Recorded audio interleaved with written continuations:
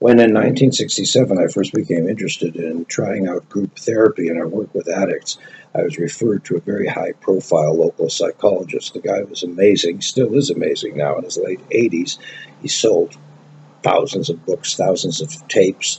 He's helped literally thousands of people, still takes, 7 clients a day. And as if he had nothing else to do, and his brothers many years ago started an unbelievably successful restaurant franchise. He's made a lot of money and made wonderful contributions. In any event, he said, this is back in 67. He said, I like marathons these days. And I said, marathons, what are those? Well, you get everybody in a room and you can't leave except to go to the bathroom. And there's lots of cigarettes, this is 67, and lots of food and so on. And you just stay awake and stay in the thing for 24 hours. And I said, what's the purpose of that?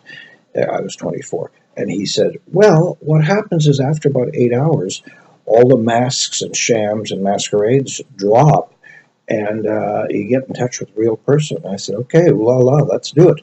So in this house in Kitsilano, we gathered about, 12 or 15 people. And there were 2 Aboriginal ex-convicts from the pen and a friend of mine who became one of the famous founders of Greenpeace. And there were some people from the Company of Young Canadians. And it was a mixed bag of people. And Dr. P started the thing off and explained what we were going to do. And this poor guy, Ross, volunteered to start. And he was a very pleasant, nice guy. And he started this rambling sort of monologue about who he was. And out of absolutely nowhere, I just attacked him. I savaged him, and I said, well, that's exactly the kind of mamby-pamby, mumbo-jumbo bullshit we'd expect to hear from a wonk like you.